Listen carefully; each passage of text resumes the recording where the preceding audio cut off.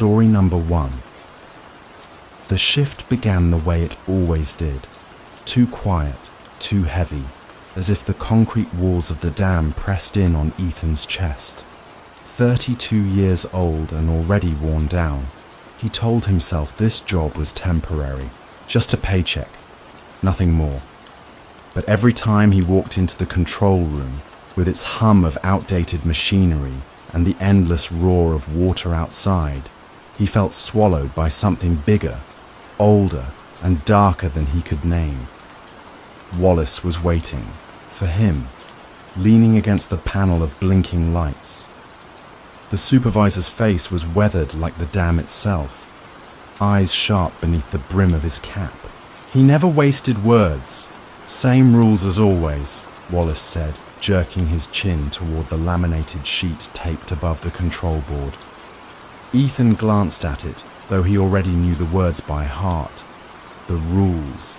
They'd been there since his first shift 6 months ago. The men laughed about them during the day, but at night, no one joked. Never speak to anyone who knocks on the control room door after midnight. Never go down to the spillway alone. Never turn your back on the water. Wallace's voice cut into his thoughts. You follow them. You go home in the morning. You don't. He gave a thin smile, one Ethan couldn't read. See you at dawn. The door slammed, leaving Ethan alone with the buzzing lights and the endless churn of turbines. He told himself it was nonsense, some twisted tradition meant to keep rookies in line. Yet as the hours dragged past, the rules pressed heavier on his mind. Midnight was approaching. The red digits of the clock above the door ticked closer, louder, until the sound blended with his pulse. Ethan sipped stale coffee, trying to focus on the monitors. Readings looked fine. Levels steady, no alarms. Still, unease knotted in his gut. The dam had a way of making a man feel small, like every drop of water pressing against its walls was watching, waiting. Then, 3 knocks. Ethan froze, the cup halfway to his lips. They were soft, but deliberate, echoing in the steel door of the control room. His breath hitched. Midnight had passed 10 minutes ago. The knock came again, louder this time. He swallowed hard, his gaze snapping to the posted rule. Never speak to anyone who knocks after midnight. It was probably Wallace testing him, or a drunk fisherman who'd lost his way. That's what he told himself, but his hands still trembled as he set the coffee down. Hello? The voice outside was muffled, but clear enough to curl into his spine. Male, low, unfamiliar. Let me in. It's freezing out here. Ethan's throat tightened. He stood, one step closer to the door before catching himself. The rule burned in his head, knuckles rapped again, harder, impatient. I know you hear me. Ethan backed away slowly, heart hammering, the voice following him across the room. He didn't answer, couldn't. The silence between each knock stretched thinner, sharper, until the air itself felt ready to split. And then, nothing. The control room went dead quiet. The only sound was the water's endless roar beyond the dam walls. Ethan forced himself back into the chair, chest heaving. His eyes lingered on the steel door, waiting, knowing this wasn't over. Somewhere beyond it, something had learned his name. Ethan barely slept the next day. Even after leaving the dam, the phantom sound of knuckles against steel echoed in his ears. By the time dusk fell and he drove the winding road back to the site, his stomach churned with dread. He told himself he wouldn't let the rules get to him, but the closer he got, the heavier the air became, thick with the damp scent of water and concrete. Wallace wasn't there to greet him. That was unusual. Normally, the old man barked orders, offered half-hearted warnings, then disappeared. Tonight, the control room was empty, the sheet of rules fluttering faintly in the draft. He almost welcomed the solitude until he saw her. Through the control room's window, down by the spillway, a figure moved along the narrow catwalk. A woman, dark hair, pale in the security floodlights, her steps too slow, as if she were fighting the wind. Ethan squinted. Nobody was supposed to be down there, not alone, not at night. Rule 2. Never go down to the spillway alone. A prickle of unease climbed his spine. Against his better judgment, he unlocked the side door and stepped into the cold. The roar of the dam thundered louder here, the night air laced with spray. "Hey!" he called out. His voice barely carried. "You can't be down there." The woman stopped. Slowly she turned her face toward him. Even at a distance, Ethan felt a chill. It wasn't surprise or fear in her expression, but recognition. "You're Ethan," she said, her voice carrying strangely clear over the water. He froze. She knew his name. "You need to leave," he called back, forcing firmness into his tone. "It's not safe here." Her lips curved into a faint, bitter smile. "Not safe? For who?" The lights flickered.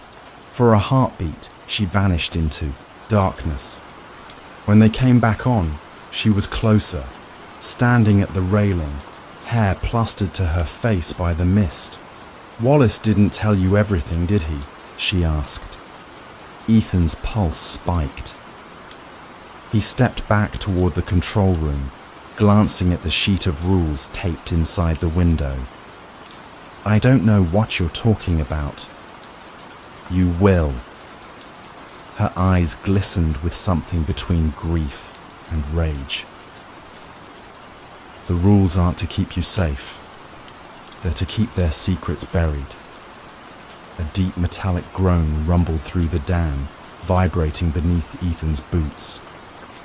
The woman's gaze snapped upward, toward the control tower, then back to him. "Ask him about the third rule," she said sharply, almost pleading, "before it's too late." The floodlights cut out. Blackness swallowed the spillway, the roar of water the only thing left. Ethan's hands fumbled in the dark, searching for the door. When the emergency lights flickered back on, the catwalk was empty. The woman was gone, but her voice lingered in his head, louder than the dam itself. "The rules aren't to protect you. They're to protect them." By the time Wallace returned the next night, Ethan was already on edge. The sheet of rules still clung to the wall, but now every line felt less like warning and more like confession. Wallace lumbered into the control room with his usual grim face, but Ethan noticed something new, a faint tremor in his hands. "You look like hell," Wallace muttered, tossing his jacket onto a chair. "I saw someone," Ethan said flatly. "Down by the spillway." For a moment, Wallace froze. Then he turned slowly, his jaw tightening. What did she say? The question wasn't who, but what. That told Ethan everything. "She knew my name," Ethan pressed. "Said the rules aren't here to protect us. They're protecting you." Wallace's face hardened into stone. He stepped closer, his boots echoing against the steel floor. "You'll follow the rules, boy, or you'll end up like the others." "The others?" Ethan's chest tightened. "What did you do to them?" Wallace's lip curled. Third rule, you should have read it better. Ethan's eyes darted to the paper on the wall. Rule 3, never open the water gates after midnight, no matter who orders you. He swallowed hard. Why? Wallace leaned in, voice low, heavy with menace. Because what's under that water is meant to stay under. But some people, like your little visitor, can't let go. And when they can't, we help them sink. The truth hit Ethan like ice water. The missing workers, the strange disappearances whispered about in town. It wasn't accidents, it was cover-ups. Bodies buried beneath tons of black water, their stories silenced by concrete and steel. Ethan's stomach lurched, rage and terror knotting together. You killed them. Wallace didn't flinch. I kept order. His hand tightened on Ethan's shoulder. And now you'll do the same, or the dam takes you too. A heavy silence pressed in. The roar of water beyond the walls seemed to swell, drowning out Ethan's frantic heartbeat. Then, bang, a sharp knock on the control room door.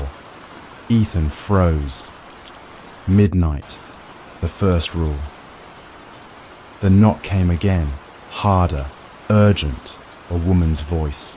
Ethan, don't let him do it. Wallace's grip tightened. Don't answer. But Ethan's resolve snapped. He shoved Wallace back, the older man stumbling against the console. Alarms blared as buttons were struck. Lights flickered red across the room. The knocking turned to pounding. Ethan lunged for the door. Wallace roared behind him, but Ethan was faster. He yanked it open. No one was there, just the echo of water and wind. And then, faintly, from the spillway below. The gates, Ethan. Open the gates. Wallace scrambled to his feet, face twisted in fury. Don't you dare! Ethan's hands hovered over the controls. For a heartbeat, time froze. Between survival and truth, silence and justice. Then he slammed the lever down. The dam shuddered as steel groaned. Water exploded through the gates, a deafening roar that drowned Wallace's scream. The old man clawed at Ethan's arm, but the torrent tore through, unstoppable, devouring the secrets buried beneath. When the floodlights flickered back on, Wallace was gone, swallowed by the water he'd used to hide so many sins. Ethan stood, alone in the crimson glow of the alarms, chest heaving, drenched in spray. The rules still hung on the wall, their ink bleeding from the damp. One by one, he tore them down. The dam roared on, but it no longer felt like a prison. It felt like a reckoning.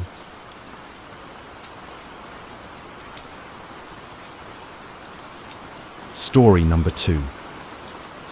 The rain had already begun when I pulled into the cracked parking lot of my uncle's motel. The neon sign, half burned out, buzzed weakly against the dark West Virginia sky, spelling only VAC NCY. It looked less like a welcome and more like a warning. I sat in my car for a long moment, hands gripping the wheel, trying to convince myself this was a fresh start. What I didn't know was that it would feel more like a trap. Inside the office, everything smelled of mildew and cigarette ash. My uncle had run this place for decades, but no one in the family really visited him. He was a loner, secretive, and people in town whispered about his strange habits. His sudden death had left me the property, along with more debt than I wanted to admit.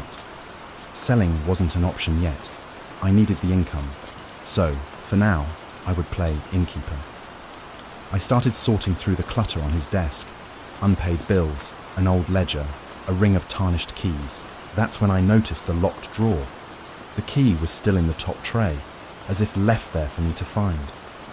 When the drawer slid open, I froze. Inside was a single sheet of yellowed paper taped to the wood. The handwriting was sharp, almost frantic. It wasn't a note. It was a list. Never rent room 6 past midnight. Always leave the neon vacancy sign on. If a guest mentions the return trip, send them away. I read the lines twice, then 3 times, my chest tightening. At first I laughed under my breath. My uncle had always been eccentric, maybe paranoid. Still, something about the way the rules were worded made my stomach twist. It didn't read like superstition. It read like survival. I shoved the drawer shut and tried to shake it off. By 10, the rain had thickened into a storm, hammering the thin motel roof. The lot was empty, the neon sign flickering like it might finally die. I was closing up the front desk when the bell above the door jingled. A man stepped in, his clothes damp, his eyes darting around the lobby as if weighing something unseen. He didn't waste time. "Room for the night?" he asked, voice low. Nodded, pulling the ledger toward me. "Sure, standard rate." He slid a bill across the counter without looking at it. Then his gaze settled directly on the key ring. His finger tapped once, precise. "Room 6, he said. The air left my lungs. I thought about the paper in the drawer, the words scrawled in desperation. Never rent room 6 past midnight. I glanced at the clock on the wall. The red digits glowed 12:03. My hand hovered over the keys.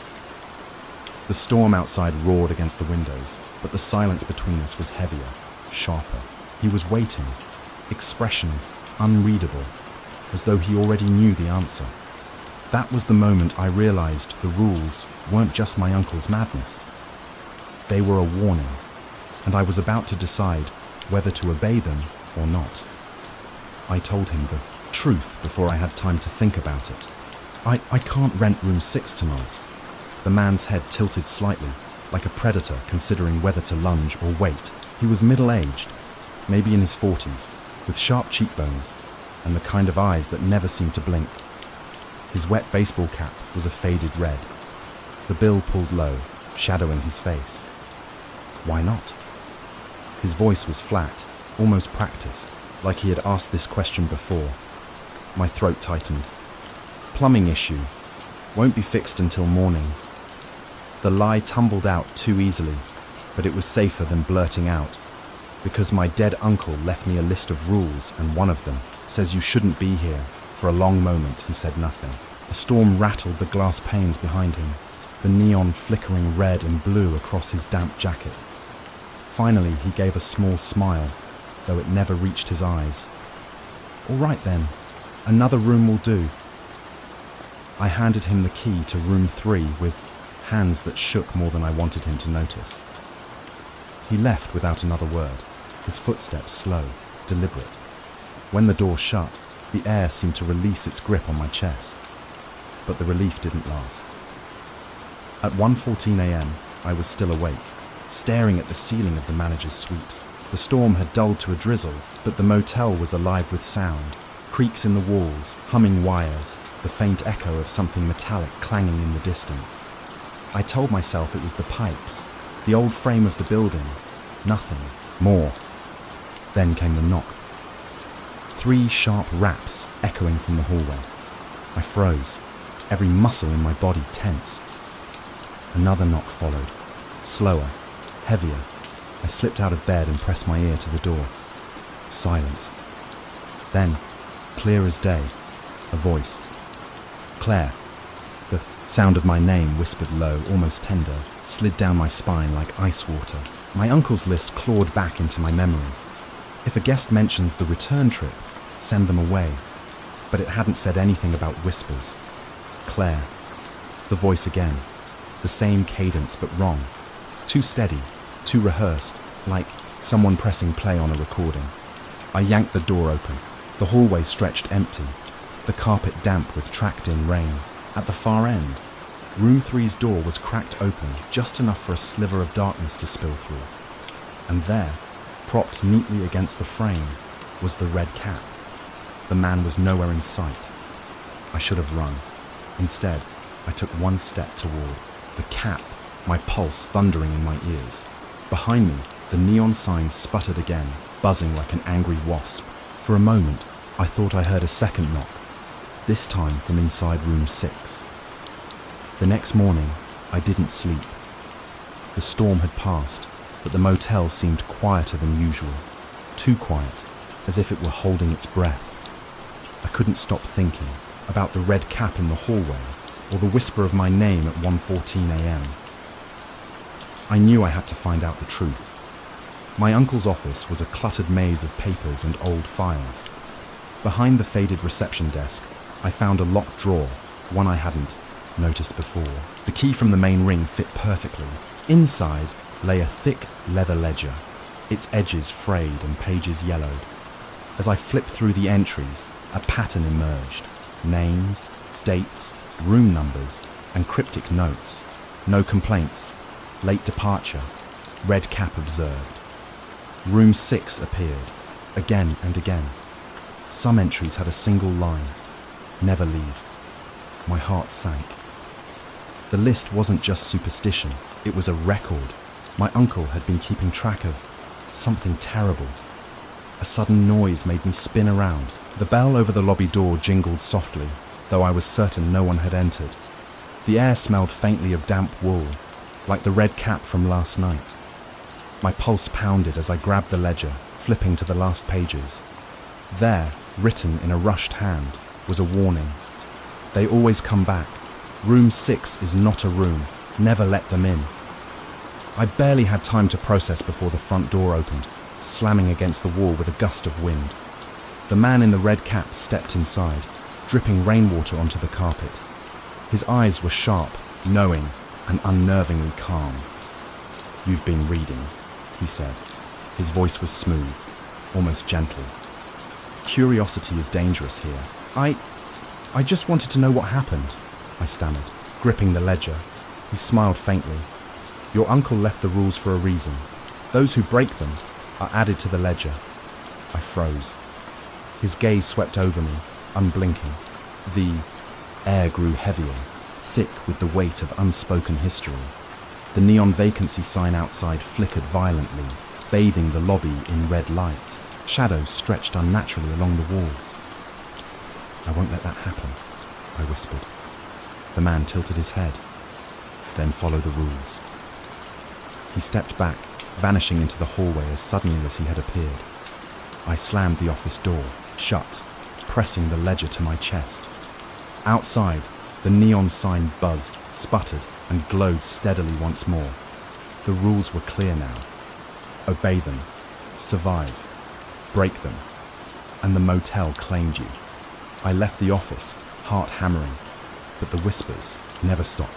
Room 6 remained closed, the red cap gone, and the ledger tucked under my arm like a talisman against what might still come. Some nights, I swear I hear footsteps in the hall, soft but deliberate. I check the time. Always past midnight. Always near room 6. And I remember the rules. Always, always.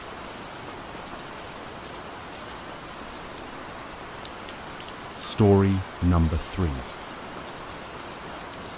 The mountain road had been nothing but darkness and gravel, twisting until Armin thought the world itself had run out of direction. By the time the observatory appeared, a pale dome rising against the jagged horizon, he felt as though he had driven into the mouth of something ancient and unwelcoming. He killed the engine. Silence swallowed him. Not the kind of silence that rests, but the kind that listens. Inside, the air smelled faintly of old paper and metal, like a place preserved outside of time. A single light burned at the far end of the corridor, where a woman stood waiting. She was tall, her silver hair pinned tightly back, and her eyes held the detached focus of someone who had been staring too long at things far away. "You must be Armin," she said, voice low but sharp. "Caretaker. Night. Duty. You'll follow my instructions." Her tone didn't suggest negotiation. "Yes, ma'am," Armin answered, though something about her unnerved him. Not fear, but the feeling of standing too close to a storm. She led him into the dome. The telescope loomed, black steel against moonlight spilling in through narrow panes of glass. Helena Vera, that was the name printed on the station's brass plaque, stopped at the console and turned to him. "There are rules," she said. Arman almost laughed, expecting something about equipment safety. But the weight in her voice stilled him. Rule 1. Never open the western shutters after midnight, no matter what you hear, no matter what you see. The words clung to the air like frost. Rule 2. Do not answer the intercom if it crackles more than once. Ignore it. Let it die out. She paused, watching him closely, as if measuring how much disbelief he allowed to show. Rule 3. Do not wander the lower corridors. They lead nowhere useful. They are not for you. Arman frowned. That's unusual protocol. Her gaze sharpened. It is not protocol. It is survival. The dome creaked under a sudden gust. Something inside Arman tightened, though he forced a nod. Hours stretched. Helena busied herself with calculations, murmuring to herself, while Arman sat near the consoles, every tick of the clock dragging. Outside, the wind rose and fell like breath. He told himself the rules were eccentricities of a reclusive scientist, nothing more. Until the intercom crackled. A burst of static, sharp and violent, filled the dome. His head snapped toward it, heart thudding. It sputtered again, but only once, before silence returned. Helena didn't look up. She kept writing, hands steady, as if nothing had happened. Arman swallowed. The rules. He shifted uneasily in his chair, telling himself it was coincidence, yet his eyes drifted to the western shutters, wide panes of black glass reflecting faint stars. He had the strange sense that if he stared long enough, something would stare back. The clock struck midnight, and for the first time, Arman wondered if the job he had taken would ever let him leave. The clock's chimes seemed to echo far too long, like metal dragged against stone. Arman sat rigid in the control chair, his breath shallow. The dome around him felt alive, the silence pressing in as though waiting for him to move, to break it. Dr. Helena Vera didn't stir. She scribbled into her logbook, her posture unyielding, the scratching of pen against paper sounding almost rehearsed. Arman forced himself to look away from the western shutters, though every instinct pulled his eyes back. He lasted maybe 15 minutes. Something shifted in the glass, a faint ripple, as though the stars themselves bent. He blinked, leaned forward and froze. A figure seemed to stand in the reflection, tall and indistinct, motionless as though carved from shadow. Arman's throat tightened. "Doctor?" His voice cracked low, unwilling to disturb the dome. Helena's pen paused.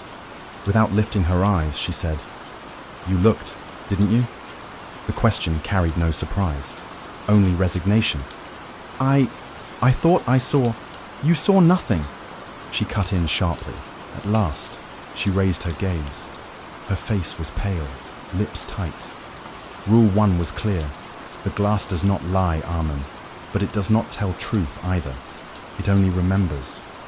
Her words tangled in his mind, senseless yet heavy with meaning.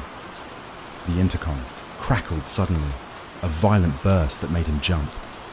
Once, then silence. Helena's eyes never left him. "Do not answer it!" I wasn't going to. His voice betrayed him, trembling. Hours dragged. Arman wandered restlessly, though he avoided the lower corridor where the light faded into pitch. His steps echoed, louder than they should in a hollow building. On a desk near the archive shelves, he noticed loose pages scattered like someone had rifled through them in panic. He crouched, gathering them up. They were log sheets, nightly observations of the sky, but whole sections had names scrawled, then savagely crossed out. At the bottom of one page, a single photograph slipped free. A man, smiling faintly, arm looped around Helena's waist. Younger, warm-eyed, standing right inside this dome. Arman turned the photo over. A date, 7 years old. The sound of footsteps made him jolt upright. Helena stood in the corridor's mouth, her face unreadable. "Where did you find that?" she asked. Armand tried to keep his tone casual. It fell. I was putting things back." Her eyes darkened, but she didn't move closer. "Those are not your records to touch." "Who was he?" The question slipped out before he could stop it. Her lips parted, then shut tight again. For a flicker of a moment, she looked fragile, like a window about to shatter. "No one who matters now," she whispered. Armand felt the tension coil tighter, like wires pulled to breaking. The rules, the crossed-out names, the reflection in the glass. By 3 a.m., fatigue and unease weighed him down. He returned to the console, determined to ride the night out. Helena lingered by the shutters, her back rigid, whispering something too low to hear. Then came the sound. A scraping beneath the dome floor, faint but steady, as though something alive shifted in the earth itself. Armand's pulse quickened. He looked toward Helena. Her hands were pressed against the shutters now, her forehead resting against the glass. "Doctor," he said, voice dry. "What's down there?" She turned slowly, eyes wet with something between fury and grief. "The past," she said, "and the reason you should have followed the rules." The words chilled him deeper than the night air ever could. The scraping beneath the dome would not stop. Armand pressed his palms against the console, trying to steady his breath. But each grind of earth felt closer, more deliberate, as though something buried demanded release. Helena stood motionless by the shutters, her silhouette framed in pale moonlight. When she finally turned, her face seemed decades older. "You want answers," she whispered. "Fine, but answers come with a price." Armand swallowed hard. "What's under us?" She laughed softly, bitterly. "Not what? Who?" Silence, stretched, thick as the mountain air. Helena stepped toward him, her voice trembling now, stripped of its earlier authority. "His name was Elias, my assistant, my lover." Her breath hitched on the word. "He betrayed me. He said the observatory was ours, but he lied. He meant to leave me, take everything we built, my research, my career, even my dignity, and give it to another woman." Her hand shook as she clutched her logbook to her chest. "One night, right here in this dome, we argued. He struck me. I struck back harder. When he fell, when he didn't move, I told myself it was self-defense. But that was the first lie." Armand felt the room close in. His skin prickled with cold sweat. "I buried him beneath the western glass," Helena said, her eyes wild now. "The rules were to keep you safe, because sometimes he doesn't stay buried." The intercom hissed suddenly, louder this time. Once, twice. A distorted voice bled through, broken syllables clawing into the dome. "Hell! Nah!" Armand staggered back. "This is insane!" "It is justice," Helena snapped. Then, softer, almost, pleading, "But you could keep my secret. No one else needs to know. Not if you want to survive here." Her words lodged in his mind like hooks. He looked at the photo he'd pocketed, felt the weight of it. If he left now and told the truth, Helena's career, her life, would collapse. But if he stayed silent, he would become part of the silence himself. The scraping beneath the dome stopped. The intercom went dead. Armand sat at the console, pen trembling in his hand, writing into the logbook as dawn broke. His final words were sparse, almost unreadable. Transmission complete. Observations withheld. Rules remain. And when the morning staff arrived, only Helena was waiting. Helena was waiting. Story number 4. The drive out to the bunker felt longer than it should have. The road narrowed into a cracked strip of asphalt, swallowed by dark fields and skeletal trees.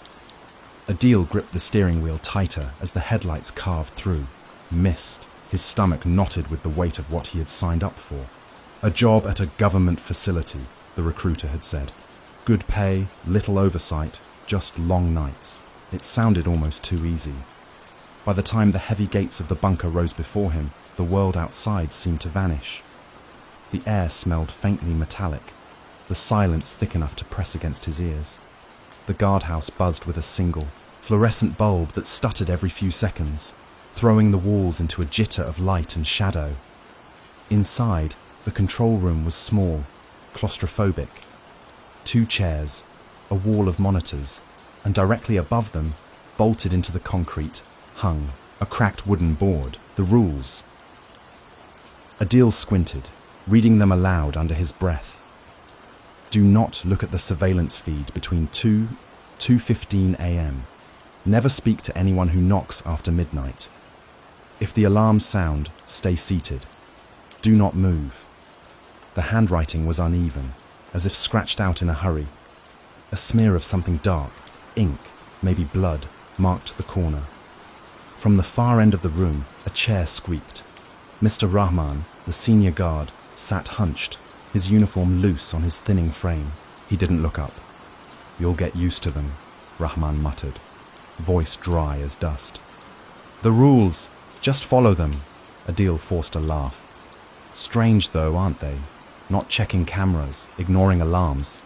Rahman's head snapped, up, eyes hollow. You don't question them. That's how you last here. The silence that followed was heavier than before. Adil turned back to the monitors, trying to focus. Most feeds showed long, sterile hallways and thick steel doors. Nothing moved. Yet, in the pit of his stomach, unease coiled. Hours passed. Midnight came and went. Adil fought sleep with bitter coffee, his eyes glued to the monitors. At 1:59, his pulse quickened. He remembered the first rule. The seconds crawled. The clock ticked over to 2. For a moment, he obeyed. He stared at the floor, drumming his fingers against his knee. But curiosity gnawed at him. What could possibly happen in 15 minutes that was worth such secrecy? Against his better judgment, his gaze flicked to the monitors. The screens had changed. The hallways weren't empty anymore. Figures, pale, thin, their movements twitchy and unnatural, shuffled across the corridors. Their heads jerked as if listening, their eyes too large, reflecting the camera light. One stopped, lifted its face, and stared directly into the lens. Adil's breath caught. From behind him, Rahman's voice sliced through the room. You looked, didn't you? Adil turned slowly. Rahman's expression wasn't angry. It was afraid. The clock read 2:14, and the figures on the screen had stopped moving. All of them were now facing the camera, still as statues. Adil couldn't tear his eyes away. The drive out to the bunker felt longer than it should have. The road narrowed into a cracked strip of asphalt, swallowed by dark fields and skeletal trees. Adil gripped the steering wheel tighter as the headlights carved through mist, his stomach knotted with the weight of what he had signed up for. A job at a government facility, the recruiter had said. Good pay, little oversight, just long nights. It sounded almost too easy. By the time the heavy gates of the bunker rose before him, the world outside seemed to vanish. The air smelled, faintly metallic, the silence thick enough to press against his ears. The guardhouse buzzed with a single fluorescent bulb that stuttered every few seconds, throwing the walls into a jitter of light and shadow. Inside, the control room was small, claustrophobic. 2 chairs, a wall of monitors, and directly above them, bolted into the concrete, hung a cracked wooden board. The rules. Adil squinted, reading them aloud under his breath. Do not look at the surveillance feed between 2:15 a.m. Never speak to anyone who knocks after midnight. If the alarms sound, stay seated. Do not move. The handwriting was uneven, as if scratched out in a hurry. A smear of something dark, ink, maybe blood, marked the corner. From the far end of the room, a chair squeaked. Mr. Rahman, the senior guard, sat hunched, his uniform loose on his thinning frame. He didn't look up. You'll get used to them, Rahman muttered, voice dry as dust. The rules, just follow them, Adil forced a laugh. Strange though, aren't they? Not checking cameras, ignoring alarms. Rahman's head snapped, up, eyes hollow. You don't question them. That's how you last here. The silence that followed was heavier than before. Adil turned back to the monitors, trying to focus.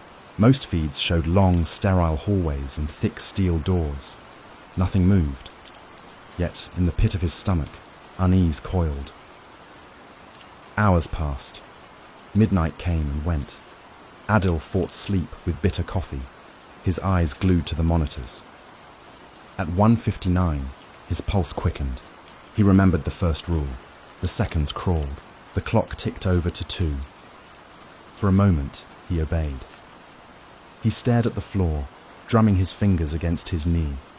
But curiosity gnawed at him. What could possibly happen in 15 minutes that was worth such secrecy? Against his better judgment, his gaze flicked to the monitors. The screens had changed. The hallways weren't empty anymore. Figures, pale, thin, their movements twitchy and unnatural, shuffled across the corridors. Their heads jerked as if listening, their eyes too large, reflecting the camera light. One stopped, lifted its face, and stared directly into the lens. Adil's breath caught. From behind him, Rahman's voice sliced through the room. You looked, didn't you? Adil turned slowly. Rahman's expression wasn't angry, it was afraid. The clock read 2:14 and the figures on the screen had stopped moving. All of them were now facing the camera, still as statues. Adil couldn't tear his eyes away. The whispers didn't stop. They slithered through the vents, soft and layered, as though dozens of voices spoke at once, calling his name, reciting fragments of memories only Zoya could have known. Adil pressed his palms to his ears, but the sound was inside him now, vibrating through bone. Rahman sat slumped in his chair, eyes closed, lips moving in silent prayer. For the first time, the older guard looked less like a man and more like a prisoner waiting for his sentence. Adil stumbled to the monitors. His instincts screamed not to look, not again, but rules were lies, and lies had taken his sister. He stabbed the playback controls, dragging the feed back to the forbidden window of 2 hour to 2:15 a.m. The screens flickered alive. Hallways stretched into shadows, but they weren't empty.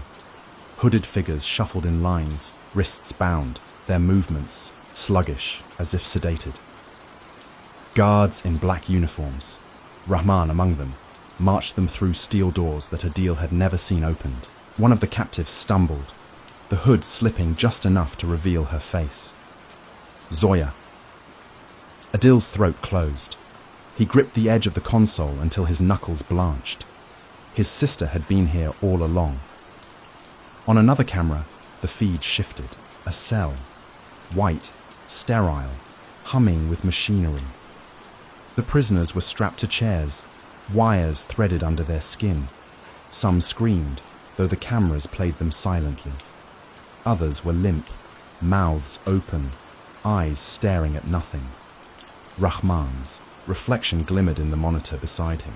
Adil turned, rage boiling. You knew she was here, all this time. Rahman's voice cracked like old wood. I tried to protect you, that's why they brought you here. You weren't hired, you were chosen, blood ties. Adil staggered, back. Chosen? For what? The older guard's face twisted with something between guilt and resignation. To keep the secret, to inherit my post. Once you see too much, there's no leaving. On the monitors, the captives suddenly turned their heads in unison. Every hooded face tilted toward the camera, as if aware of Adil's watching eyes. The feed distorted, static breaking across their figures, yet their mouths moved in perfect sync. Adil, his name, spoken by dozens of voices at once. He stumbled backward, heart pounding, the air turning thick and hot. The alarms blared suddenly, red lights washing the bunker in crimson. Rahman whispered. "Stay seated. Do not move." His hands trembled as he gripped his chair like a man clinging to salvation. But Adil couldn't. He lunged for the door, the monitors still screaming with his sister's face. Justice, truth, whatever it was, it burned too fiercely inside him to sit and obey. As the steel door unlocked, the final thought that struck him wasn't fear. It was betrayal. It was betrayal. The first thing Maya noticed about the diner was how quiet it was. Too quiet. The kind of silence that pressed against your ears, broken only by the faint hum of the neon sign outside, sputtering in the wind like it was struggling to stay alive. Out on Highway 85, the road stretched forever into blackness. No headlights, no sound of tires, just emptiness.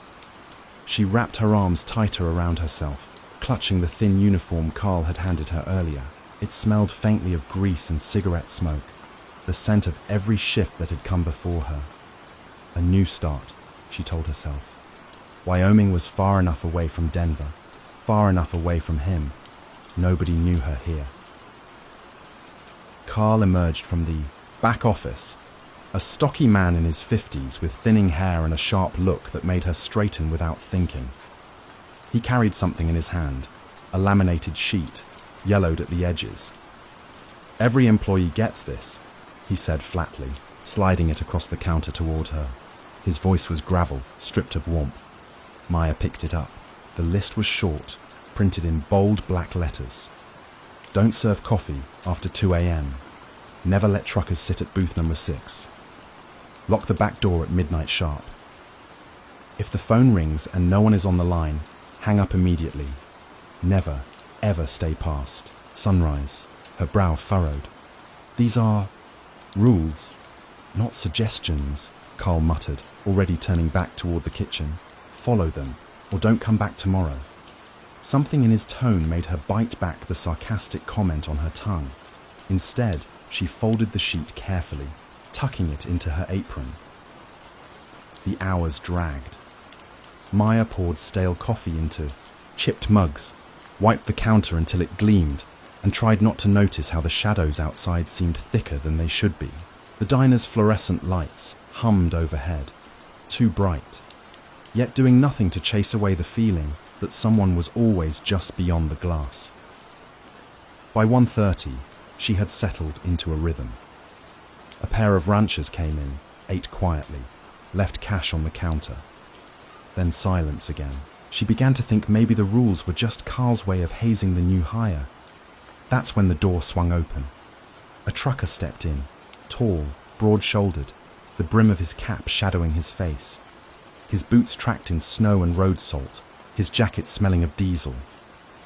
He glanced around, slow and deliberate, before pointing to the far side of the diner. "Booth 6, he said. His voice was low, steady. Maya froze. Booth 6 sat in the corner, half hidden beneath a flickering light. She glanced toward the kitchen instinctively, pulse quickening. Carl had reappeared.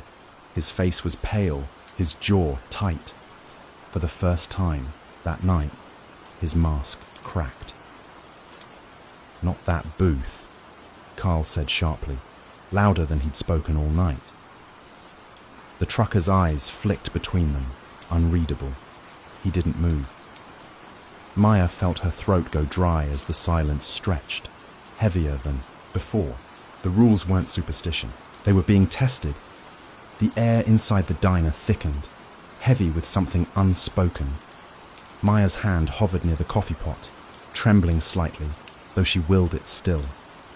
The trucker's boots scraped against the linoleum as he shifted, his weight, his stare fixed on booth 6. "I said," Carl repeated, voice clipped. "Not that booth." The trucker didn't back down. He reached into his jacket pocket, pulled out a worn leather wallet, and dropped a 20 onto the counter. "Coffee," he said evenly. "And that booth." Maya glanced at the clock above the register. 1:57 a.m. 3 minutes until the first rule kicked in. The rules Carl had sworn weren't suggestions. Her pulse thundered. "Should I?" she whispered, unsure whether to pour the coffee. Carl's glare cut through her. No coffee. But the trucker's gaze slid to her now, piercing and steady. Something about it rooted her in place. Not threatening exactly, but heavy, like he carried a truth she wasn't meant to hear. Please, he said softly, and the tone startled her. It wasn't a demand. It was almost pleading. Carl's fists slammed against the counter, the sound echoing through the empty diner. I said no! His voice cracked, more desperate than authoritative. The trucker didn't flinch. Slowly, deliberately, he walked to booth 6 and sat down. The cracked vinyl seat creaked under his weight. He folded his hands on the table and stared at the swirling snow outside. Maya's chest tightened. Every instinct told her to avoid that booth, to listen to Carl. But another part of her, the part still raw from her breakup, from being told what she could and couldn't do, burned with defiance. She gripped the coffee pot and stepped forward. Maya! Carl's voice was sharp, but fear laced it now. Don't. She stopped mid-step, torn between obedience and something deeper. The trucker's eyes met hers again, and for a fleeting second, she thought she saw sadness there. Not menace, not danger, just grief. The phone rang.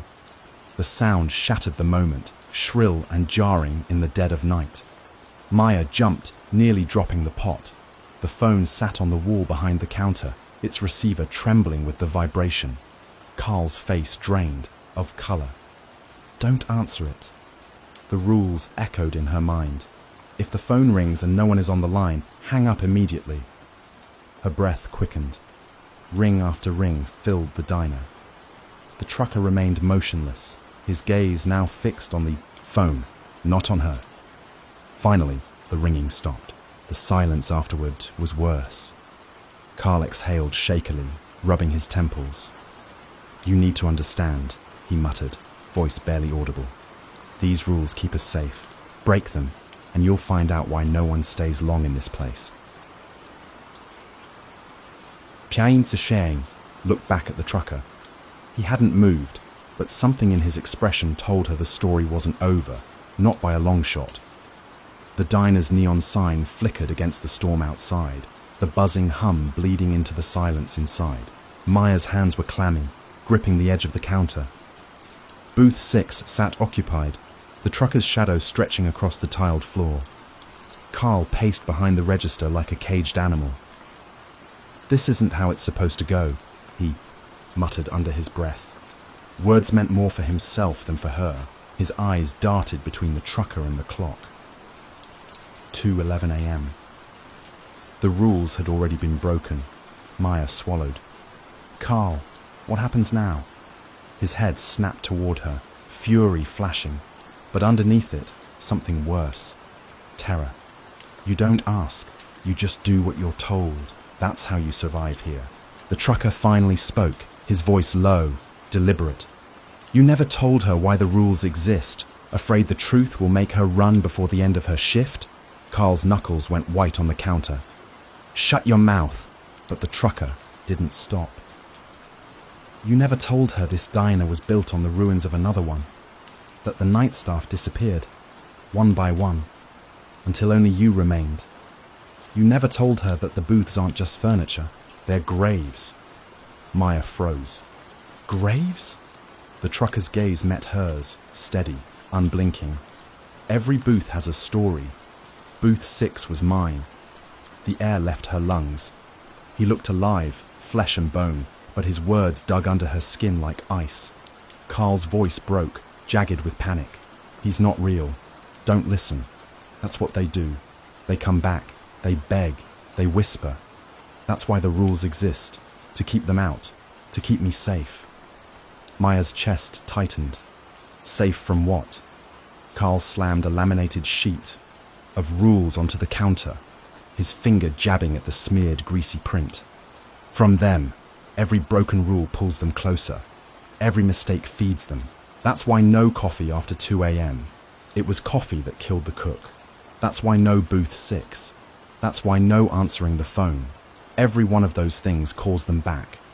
The trucker rose slowly from the booth. His movements were heavy, deliberate, as though each step carried the weight of years.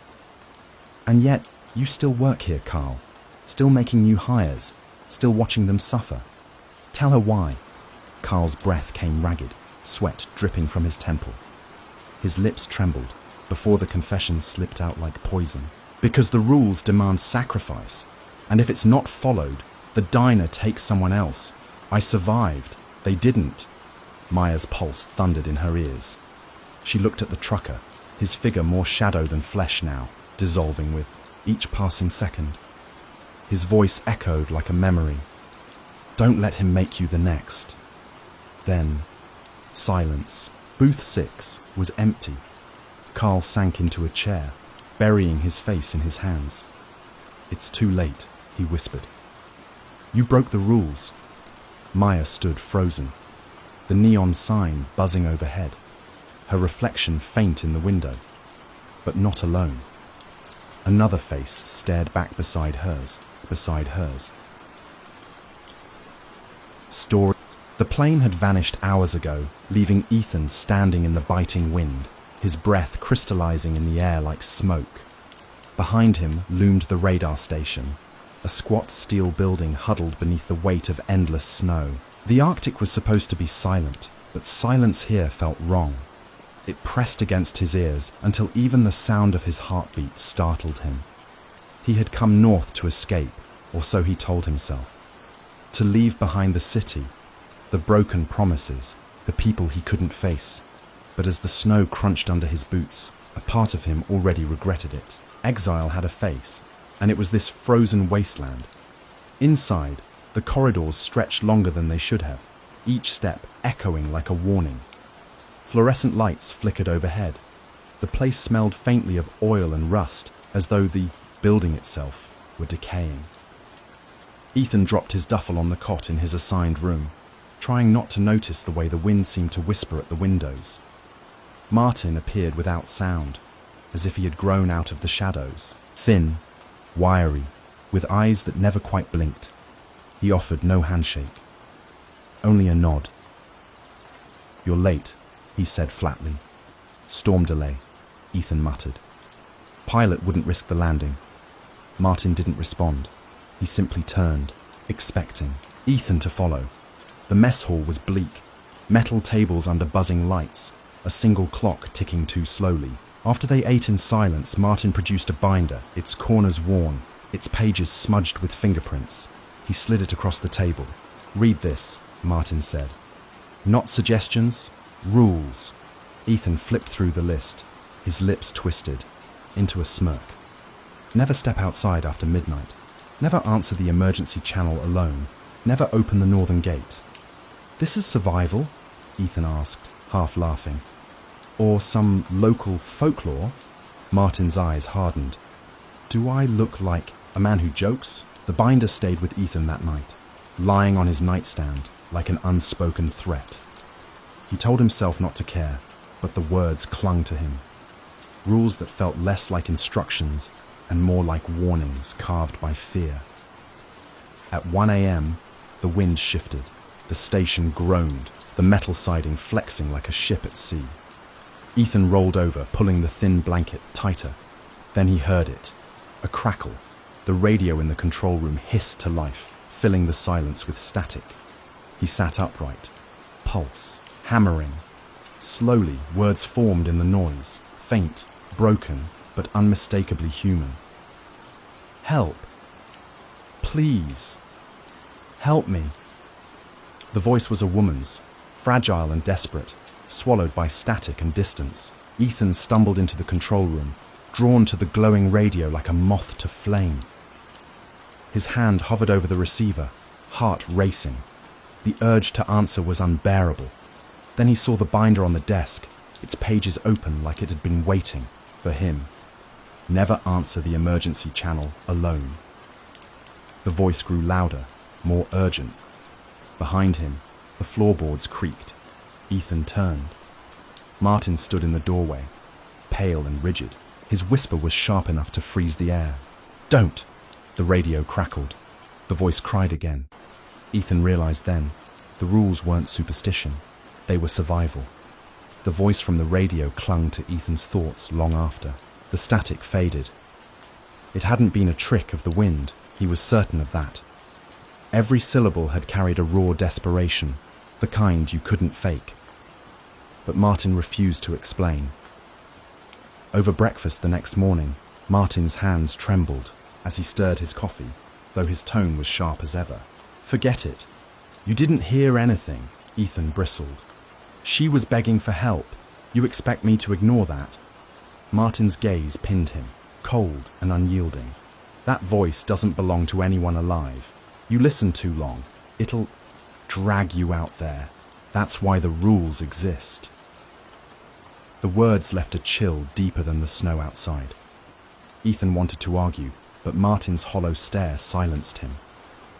Days passed, each one sinking Ethan deeper into unease. The radar screens hummed, sweeping arcs of green across endless emptiness. He spent hours staring, wondering what secrets the Arctic swallowed whole. The isolation gnawed at him until he noticed the gate. On the northern edge of the compound stood a chain-link barrier reinforced with steel, half buried in snow. It looked pointless. Beyond it stretched only white plains and jagged ice. Yet, floodlights burned there all night, buzzing faintly in the cold air. When Ethan asked, Martin's reply was curt. "That gate stays locked, always." The warning only sharpened Ethan's curiosity. One evening, as the sun bled away into endless night, Ethan wandered closer. His breath fogged in the freezing air, crunching snow marking each step. The gate loomed larger than he'd expected, its padlock thick, coated in frost. He pressed his gloved hand against the steel. It was frigid, almost alive with a pulse beneath the surface. That's when he heard it, a faint scraping. On the other side, his throat tightened. He leaned closer, listening. The sound came again, slow, deliberate, like fingernails dragging along. Metal! Ethan stumbled back, heart hammering. The floodlight above flickered, then buzzed back to life. By the time Martin found him there, the scraping had stopped. "You want to die out here?" Martin's voice shook with rage. He grabbed Ethan's arm, dragging him back toward the station. "That gate doesn't keep things out, it keeps them in." That night, Ethan couldn't sleep. The walls groaned with the storm, and the rules haunted him. His mind replayed Martin's words. Things in. He thought of the voice on the radio, the scratching at the gate. He dreamt of snow shifting like skin, of shadows moving beneath the ice. He woke sweating, though the room was cold enough for frost to creep across the glass. Unable to stand it, he paced the corridor. The hum of electricity filled the silence until it didn't. The lights flickered, then dimmed. Somewhere in the bowels of the station, a door slammed shut. Ethan froze. Then came the sound again, scraping, inside this time. He followed it down the hall, every step heavy. It stopped at the stairwell that led to the basement. The metal door was ajar, swinging. Slightly in the draft, from the darkness below, a voice floated up. Not the woman's this time, a man's whisper. "Ethan, we've been waiting." Ethan's breath caught in his throat. The whisper from the basement wasn't faint, wasn't distant. It was right there, curling into his ears like smoke. He gripped the stairwell rail, knuckles white, torn between running and answering. "Ethan." The voice lingered, low and coaxing. "Come down." He forced himself back a step. His pulse roared louder than the storm outside. Suddenly, Martin appeared at the end of the corridor, pale and frantic. "Stay away." "From there!" Martin's shout cracked through the silence. He slammed the basement door shut, locking it with trembling hands. His chest heaved as he turned on Ethan. "You don't understand," Martin rasped. "The rules, they're not warnings. They're chains. If we break them, it gets in." Ethan swallowed hard. "What gets in?" Martin's eyes darkened, hollow with years of fear. "The voices. They're not people. They're echoes. Signals that shouldn't exist. Once you answer, once you let them through, they use you. The truth struck like a blade. Ethan staggered, back, the pieces falling together. The crying woman on the radio, the scraping at the gate, the whisper in the basement. Not calls for help, invitations. But before he could speak, the station lights flickered violently, plunging the hall into strobing flashes of dark and pale. The radio on the wall crackled to life, dozens of voices spilling out at once, male, female, young, old, all speaking his name. Ethan. Ethan. Open the gate. The padlock outside rattled. Metal groaned. Martin shoved Ethan toward the control room. We can't let it through. Help me overload the system. Shut down the grid before it takes us. But Ethan's feet wouldn't move. He was staring at the radio, frozen as the voices shifted. One rose above the rest. Soft, familiar, impossible. His mother's voice. Ethan, please, don't let me die out here. Tears stung his eyes. His mother had been dead for years, buried long before he took this job, yet the sound of her voice, fragile and warm, pierced deeper than reason. Martin grabbed his arm. It's not her. That's how it works. The station trembled. Outside, the wind howled like 1,000 screams. The northern gate screeched against its hinges. Ethan's hand hovered over the switch. Shut it all down, or answer. The voices surged louder, pleading, promising. The air buzzed with static, thick enough to choke on. And then, the radio cut to silence. Ethan stood alone in the darkened room. The gate had stopped rattling. The storm outside was gone, replaced by a perfect, unnatural stillness. Behind him, Martin's chair was empty.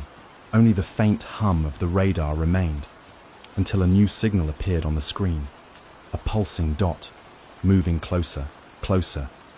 And then, a whisper, right behind his ear. You broke the rules, broke the rules. Story, the train that dropped me off at Black Hollow, was the last one for the night, and when its whistle faded into the hills, silence clamped down like a lid. The station had no lights, only the pale glow of the moon catching the outlines of coal carts and rusted tracks.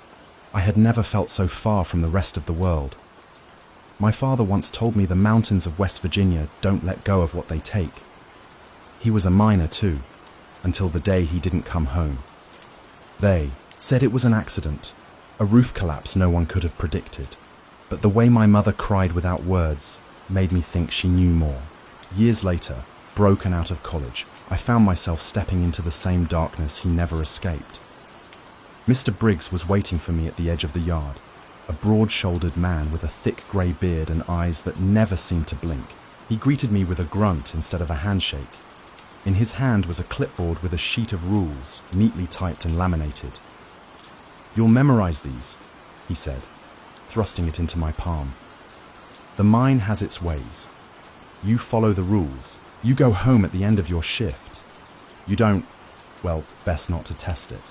I scanned the list under the weak beam of my phone light. Never whistle in the tunnels. Do not answer if you hear your name whispered. If the siren sounds but no one else reacts, run. A nervous laugh escaped me. Is this some kind of hazing thing? Briggs's eyes narrowed.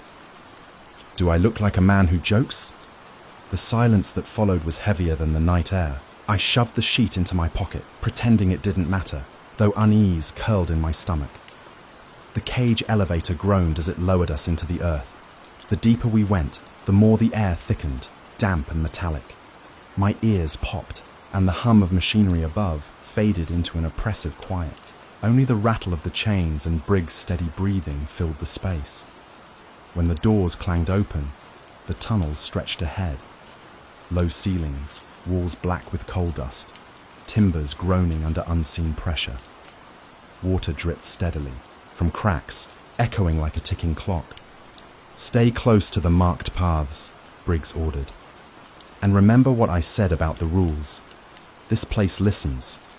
I wanted to ask what he meant, but his tone warned me not to. The hours crawled.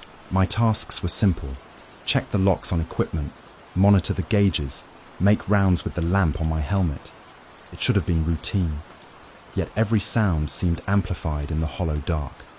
The scrape of boots on gravel, the sigh of air through vents, and once, faintly, something else. Aaron! The voice came like a breath against the back of my neck. My name, carried on a whisper. I froze, lamp swinging across the empty tunnel. No one there, only dripping water and the stillness of stone. I remembered the second rule. Do not answer. My throat tightened. I forced myself to keep walking, but the weight of unseen eyes pressed down on me. Later, near the old shaft, I heard it again. Clearer this time. Urgent. Aaron, come down. I nearly turned, nearly spoke, but something in the air, thick, cold, electric, warned me that if I did, something would answer back. When Briggs found me at the end of the shift, pale and shaking, he didn't ask what I'd heard. He only said, "Good. You're still here. That means you listened." I wanted to laugh, to deny what had happened. Instead, I followed him back toward the elevator, heart hammering, knowing the worst part was not the rules themselves, but that they existed for a reason. And deep down, I already feared I'd learn what that reason was. The next night, I arrived, early. The yard was even emptier than before, the kind of silence that felt staged, like everything was holding its breath. I kept telling myself I had imagined the whisper, that fatigue and nerves were twisting sounds into threats, but the way Briggs looked at me when I stepped from the cage elevator said otherwise. "You'll hear things," he muttered, strapping on his headlamp. "The mind keeps its dead close. Pretend they're not there." I almost asked what he meant, but the warning in his tone stopped me cold. The rules burned in my pocket as I walked the tunnels. Their words had seemed ridiculous only 24 hours ago. Now they felt like a fragile lifeline. Never whistle. Don't answer the whispers. Run if the siren wails alone. The mine seemed to breathe around me. Support beams creaked like shifting bones. Shadows stretched long and thin against the walls, bending at angles that didn't match my lamp. At one junction, I found an old section of tunnel sealed off with heavy planks. On the boards, someone had scratched words deep into the wood. Not safe. I pressed my ear to the timber. Faintly, too faint to be natural, I heard the echo of picks striking stone. My gut twisted. No one had mined that section in years. During my second round, I caught Briggs standing in the dark, staring at a wall blackened with coal dust. His face was slack, eyes glassy, lips moving soundlessly. I cleared my throat, and his head snapped, toward me like he'd woken from a dream. "Don't linger where they call," he growled, brushing past me. "That's how men vanish." The word vanish stuck with me. Not die, not collapse. Vanish. Later, in the brake shack, I found a weathered binder shoved behind boxes, old shift logs, yellowed with time. I flipped through until one entry froze me.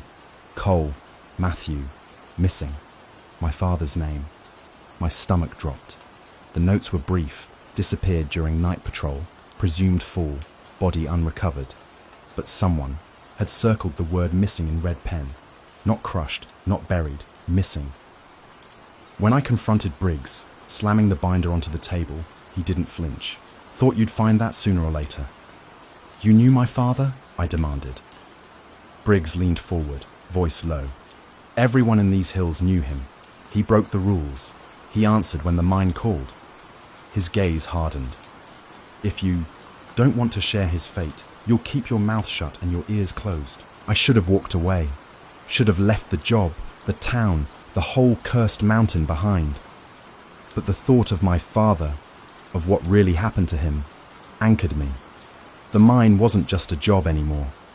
It was a question that had stolen half my life, and questions like that demand answers.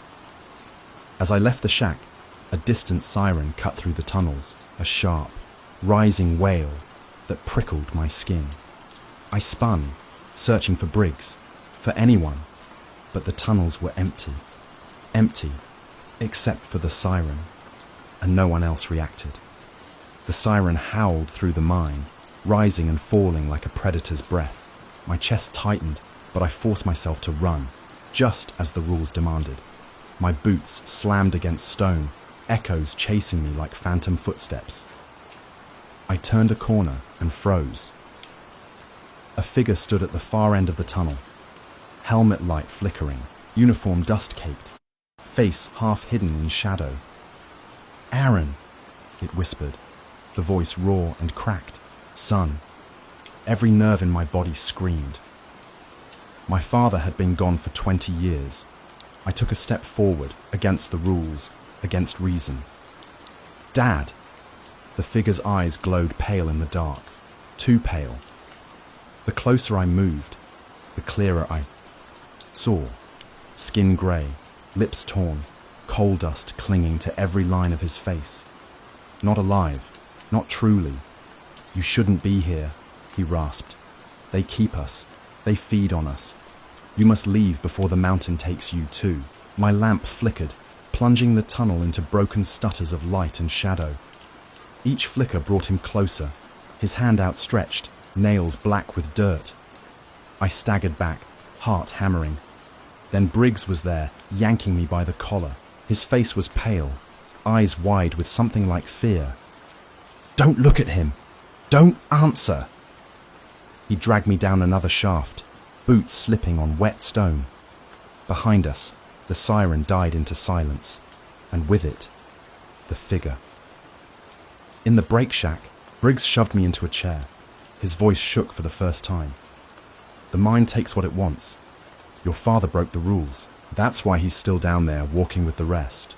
If you want to live, you'll forget him." But I couldn't forget. Not when the image of him, the half-man, half-shadow thing, burned behind my eyes. I quit the job the next morning, packed my bag, left Briggs, left the mine, left everything. But the rules never left me. At night, I still hear whispers, soft and patient, calling my name from somewhere deep below the floorboards. And sometimes, when the wind is right, I swear I hear that siren again, a reminder that the mountain is still waiting, and is still waiting. Story number. The wind off the mountains cut sharp, carrying a sting that felt older than the land itself. Daniel pulled his coat tighter as he stepped through the iron gate of the cemetery, the hinges groaning like a warning. Midnight was still an hour away, but already the ground seemed to swallow sound. His boots crunched against frozen gravel, each step too loud in the silence. He told himself he had taken worse jobs before, but something in his chest betrayed him, a nervous thrum that wouldn't quiet. Mr. Keene waited near the caretaker's shed, a lantern swaying in his hand. His back was bent, face worn like the pages of an old book, but his pale eyes were sharp. "You're late," Keene muttered, handing Daniel a folded sheet of paper. The edges were yellowed, the words scrawled in uneven black ink. Daniel glanced down. The rules. He frowned. The first line read, "Never answer the voices after dark." The second, "Do not walk beyond the north fence." Others followed, stranger still. "No digging after midnight. No mirrors on the grounds. Leave before dawn if the bells ring." "You're kidding," Daniel said, forcing a dry laugh. "Superstition?" Keene's gaze didn't shift. "Not superstition, survival." The older man walked him to the control shack, a squat building overlooking the rows of crooked headstones. Inside, the air smelled of dust and oil. A single bulb buzzed above, the sound somehow louder than the silence outside. Keene lit his lantern, setting it on the desk. "I've kept this place 32 years. The rules kept me alive. Break them, and the ground will take more than the dead." Daniel wanted to ask what that meant, but something in Keene's tone silenced him. Instead, he looked down at the paper again. Ridiculous. Rules written to scare new hires, he thought. Yet his stomach twisted when Keene turned to leave. "You'll hear things," the old man warned at the door. "Voices. They'll sound like people you know. Don't answer." The door shut, leaving Daniel alone with the hum of the light and the weight of the paper. Hours dragged. He tried to distract himself, counting graves, listening to the steady tick of the old clock, but the night pressed closer with every passing minute. His thoughts slipped back to the woman he'd left behind in Anchorage, to the wreckage of their last fight. The silence made her voice echo in his memory, sharp and accusing. Then came the knock, a soft, deliberate rap at the shack door. Daniel froze, every hair on his arms rising. Another knock followed, louder. He forced himself to breathe. Probably Keen, testing him, he thought, or some drunk from town trying to spook the new guy. But when he looked through the narrow window, the night was empty, just rows of stones under a thin veil of frost. Then, faint, clear, unmistakable, came a voice. "Daniel, it's me." His chest locked tight. It was her voice, the woman he had left behind. He dropped the paper, eyes fixed on the door as the knock came again, sharper this time. The first rule burned in his mind: never answer the voices after dark. Daniel's hand hovered near the knob, trembling. The door rattled once more, sharp enough to make the bulb overhead flicker. Daniel stumbled back, the yellowed paper crumpled in his fist. His breath fogged the glass as he whispered to himself, "It's not her. It can't be her." But the voice came again, gentle, pleading. "Danny, please, you can't leave me out here." The sound slid under his skin. Every detail was right. The cadence, the softness that once disarmed him. It wasn't just memory, it was her. He pressed his palms over his ears. The words bled through anyway. He thought of Keen's warning, of that cold certainty in the old man's eyes, rules written not as tradition, but testimony. He stayed frozen until the knocking stopped. Silence returned, heavy as snow, but sleep was impossible. Each time Daniel closed his eyes, he saw her face, smeared in moonlight, lips whispering through the crack of the door. Just past 2 a.m., he grabbed the lantern and stepped outside. The cold bit through his jacket as the cemetery stretched. Before him, endless rows of pale stones like broken teeth. He tried to steady himself with the crunch of gravel, but the stillness of the place unsettled him. No wind, no animals, just the muted glow of ice against the headstones. Then, faintly, he saw it. At the far northern edge of the cemetery, where the fence disappeared into the trees, a figure stood, motionless, watching. Daniel's stomach dropped. He raised the lantern, but the light barely reached that far. The shape was blurred, but tall and familiar. Her. His legs carried him forward before his mind caught up. Each step drew him closer, the distance stretching like a nightmare. His chest pounded as he clutched the lantern tighter. Then, just as the figure sharpened into focus, the rule returned to him. Do not walk beyond the north fence. Daniel stopped cold, breath heaving, boots planted in frost.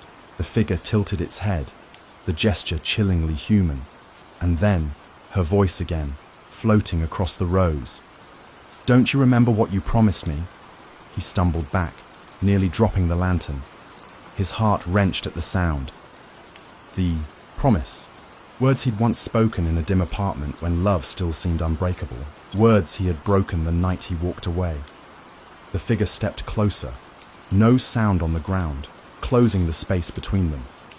Panic surged, primal and undeniable.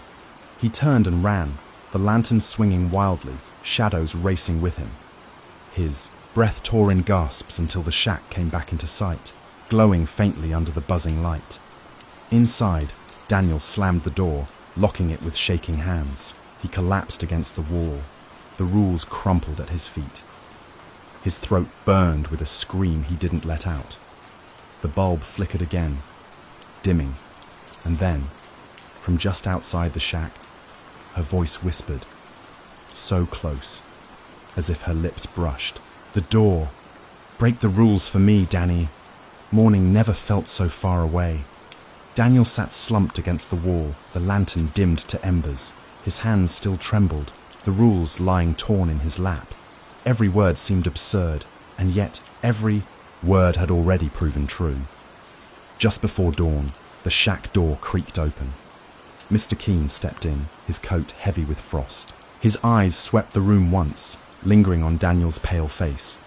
"You heard them," Keene said flatly. "Not a question." Daniel swallowed. "It was her voice. It was her. How is that possible?" Keene crouched, the lines of his face deepened by shadow. "They use what you've lost, what you carry. That's why the rules matter. The voices don't come from the dead. They come from what keeps the dead here." Daniel's breath caught. The cemetery, the silence, the unnatural stillness. It all pressed in at once. "You mean they're trapped?" Keene didn't answer right away. He pulled a cigarette from his coat, lit it with steady hands. "This place is older than the town. They buried men here before maps had names for the land. Something seeped in, bound itself to grief, betrayal, guilt. The rules don't protect you from superstition, boy. They protect you from your own weakness." Daniel's chest tightened. The figure, the voice. Was it only his grief, his guilt over leaving her? Or was it something real wearing her skin? His voice cracked. "She begged me. She said I broke my promise. Maybe I deserve..." Keene slammed his palm on the table. The lantern rattled. "That's how it gets you. Don't you see?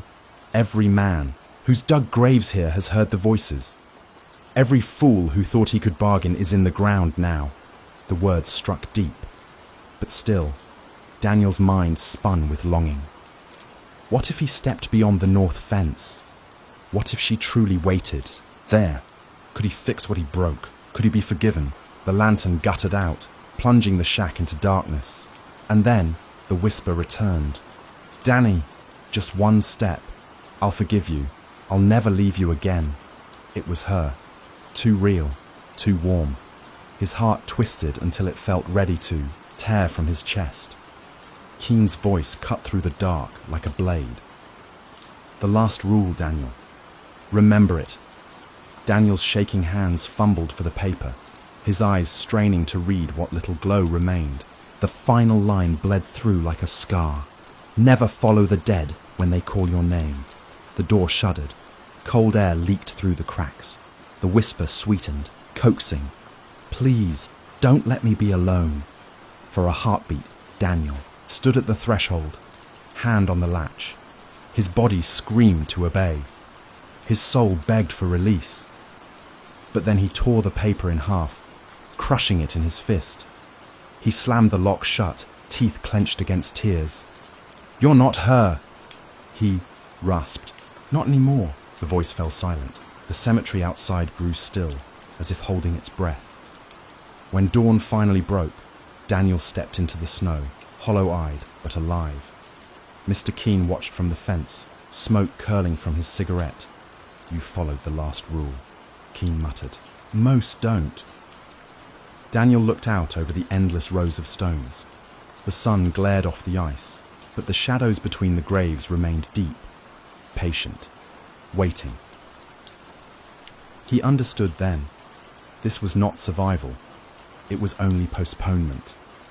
The cemetery kept its secrets, and someday the voices would call again.